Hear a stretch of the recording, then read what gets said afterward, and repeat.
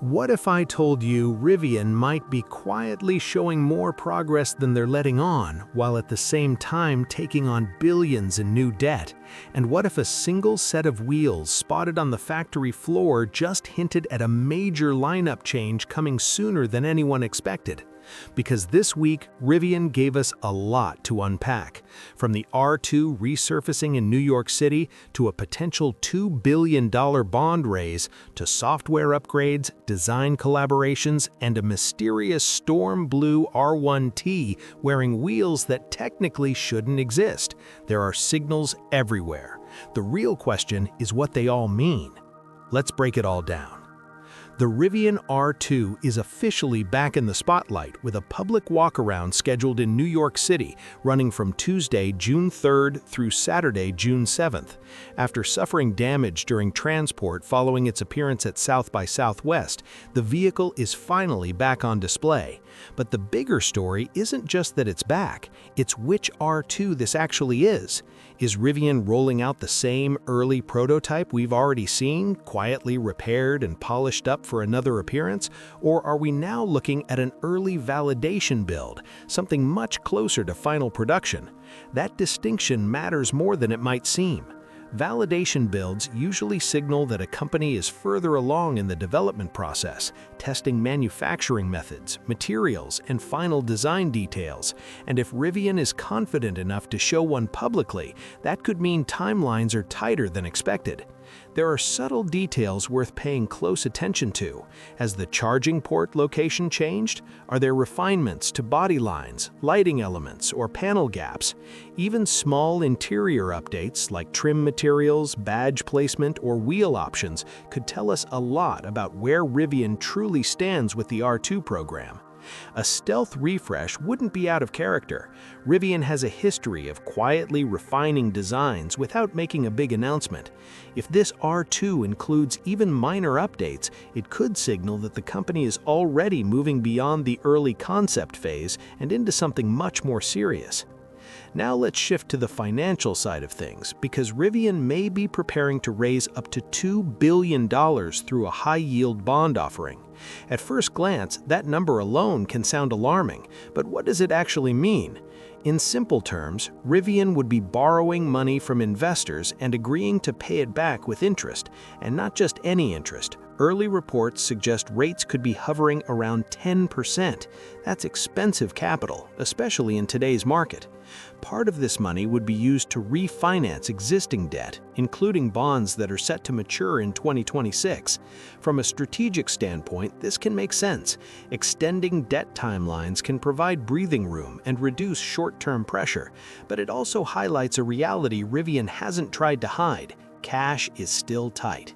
Earlier this year, Rivian revised its 2025 delivery forecast downward. At the same time, tariffs are adding new cost pressures. Even though Rivian vehicles are assembled in the United States, key components, especially lithium-ion batteries, are imported and now subject to significant duties. Leadership has already acknowledged that tariffs alone could add several $1,000s per vehicle. So should this raise concern? Not necessarily, but it shouldn't be ignored either.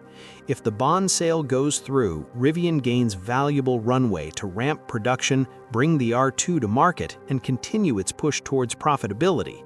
But at 10% interest, this debt becomes heavy very quickly if execution slips. It's a calculated risk, one that only pays off if Rivian delivers on volume, efficiency, and demand. The big takeaway here is balance. This isn't a sign of collapse, but it is a reminder that the margin for error is shrinking. While the financial headlines grab attention, Rivian owners have something much more immediate to look forward to. Software version 2025.18 is on the way, and it's shaping up to be one of the more meaningful updates in recent months. One of the standout additions is multi-factor drive authentication. This new security feature adds an extra layer of protection, requiring secondary verification before the vehicle can be driven. In an era where digital vehicle access is becoming the norm, this is a welcome step forward. Another major highlight is the introduction of the new Rivian Energy app. This update gives owners deeper insight into how their vehicle uses energy, whether it's driving, parked, or charging. The tools are designed to make energy management more intuitive and more transparent. Perhaps the most impactful upgrade is on-demand battery preconditioning. Drivers will now be able to warm the battery before arriving at a DC fast charger, allowing for faster charging speeds and more predictable performance. Alongside that, charging curves will be displayed directly in the vehicle with improved accuracy, making trip planning much more reliable. Charging performance itself is also getting a boost. Rivian has announced improvements to DC fast charging consistency for max pack batteries in Gen 1 vehicles, as well as all battery variants in Gen 2 models. Faster charge times across a wider temperature range mean fewer headaches for road trips and daily use alike. This update isn't just about new features. There's real hope it also addresses some lingering bugs that have frustrated owners. If it delivers on both fronts, it could mark a turning point in software confidence. In a quieter but equally fascinating move, Rivian recently partnered with Adobe and the Art Center College of Design to launch a hands-on transportation design workshop. Students were given real-world challenges pulled directly from Rivian's own design studio.